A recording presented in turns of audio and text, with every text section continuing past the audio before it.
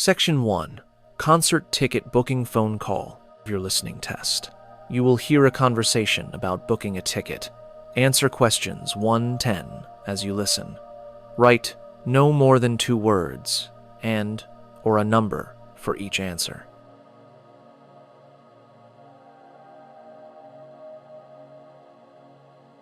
Good afternoon, City Theater Box Office.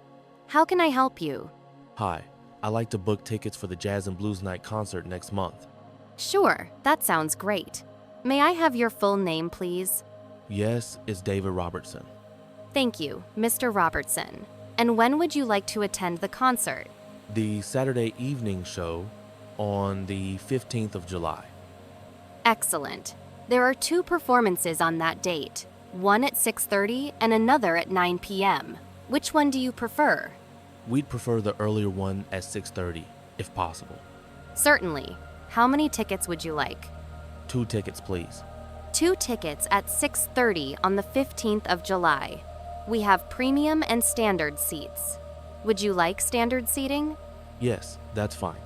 All right. The price for standard seats is $30 each. For 2 tickets, that's $60 total. Shall I proceed with the booking? Yes, please. How do I pay? I can take your credit card details now, or you can pay at the theater.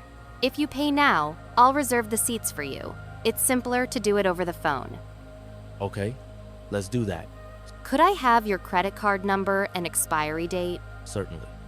My card number is 4,532, 8,765, 912, 3,456, expiration date August 2025. Thank you. Now, could you spell your email address so I can send the tickets? Sure, it's david.robertson@example.com. That's ROBERTSON. Great, thank you. And can I have your phone number in case we need to contact you?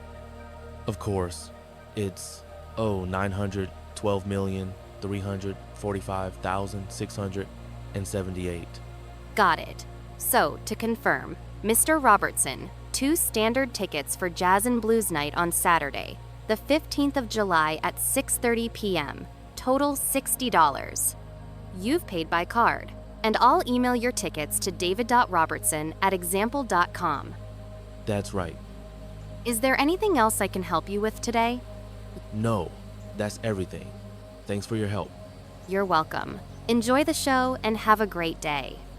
Thank you. Goodbye. Goodbye. Section 2.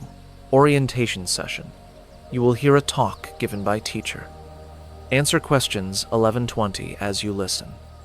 Write no more than 2 words and or a number for each answer.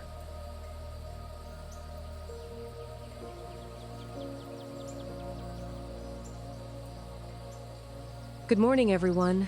Welcome to Greenfield College. I'm Amanda, one of the orientation coordinators here.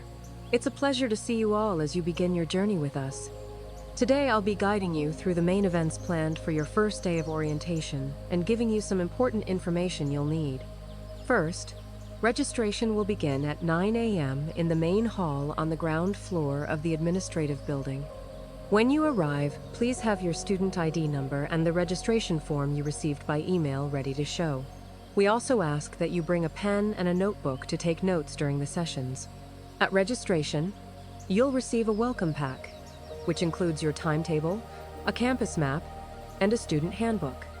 After registration, around 10 o'clock, we will have a brief welcome talk in this auditorium, where I'll introduce you to some of the faculty members and student volunteers. Then, at around 11 o'clock, there will be a short break with refreshments in the cafeteria. Please make sure to wear your name tag and mingle with your peers. You'll find that making friends early on can really help. At 12:30, lunch will be served in the campus cafeteria. You'll have a chance to get to know each other and talk to some of our student council representatives who will be present. After lunch, at 2 p.m., we'll meet outside the main entrance for a campus tour. During the tour, you'll visit the library, the sports center, and the new student common room.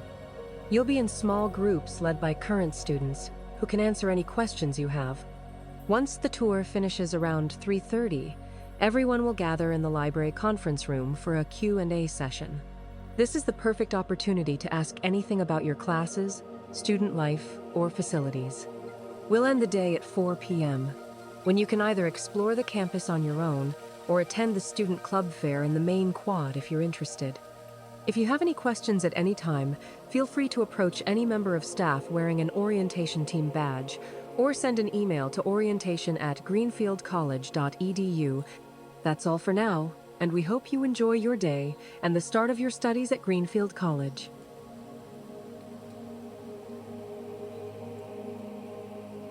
Section 3.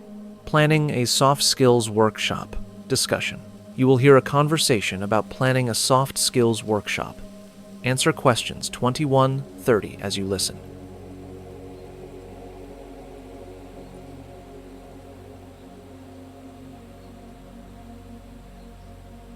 Good morning, everyone. Let's talk about the soft skills workshop we're organising. How are preparations coming along? Hi, Dr. Harris. We've started planning, but we need to sort out a few details. Good. First, have we decided on the date and venue yet? We thought of holding it next month on Thursday, the 21st of October, in the main auditorium at 3 p.m. Does that work? The date sounds fine. The auditorium is booked for 3 p.m. on that day, so that's confirmed. Now, what about the topics? Which soft skills should we focus on? We were thinking of covering communication and leadership skills. They're key for our students. Maybe an interactive session. Yes, communication, leadership, and maybe a bit on teamwork. We can find speakers who are good at group activities. That sounds like a solid plan. We should have at least 3 activities, say 1 on communication, 1 on leadership, and 1 on teamwork. Who will prepare each section? I can organise the communication segment and maybe arrange the icebreaker activity. Excellent. And who will handle the leadership part? I'd like to. I'll find a guest speaker who works in management to lead that part. Great. I'll cover the teamwork session myself and provide some case studies. We also need to decide on publicity. Right. We should make posters and use social media to spread the word. Maybe put up flyers around campus. Definitely. Can one of you coordinate that? Who wants to design the poster and handle promotion? I can design the poster and share details in the student group email. I'll print flyers and post them on the notice boards around campus. Perfect. Now, any budget or equipment issues? We have a budget of $200. We might need money for printing materials and maybe refreshments. Keep track of expenses. We can use some funds for coffee and snacks for attendees. Agreed. I'll prepare a list of supplies we need to buy. Excellent. So to recap, we have date and time set, topics and speakers assigned, publicity and refreshments sorted. Are there any questions? No, I think that covers everything. Great. Let's meet again next week to check on progress. Thank you both. Thanks, Dr. Harris. Thank you. Have a good day. Section 4. Lecture on Music and Health. You will hear a talk given by a lecturer. Answer questions 31-40 as you listen. Write no more than 2 words and or a number for each answer.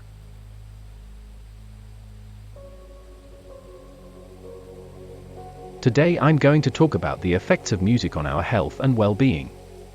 Music is often considered a universal language, but it also has real impacts on our body and mind.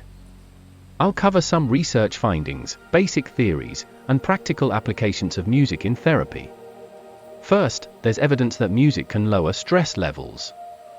For instance, a 2019 study at York University showed that listening to gentle classical music for 20 minutes lowered participants' cortisol levels by almost 30%.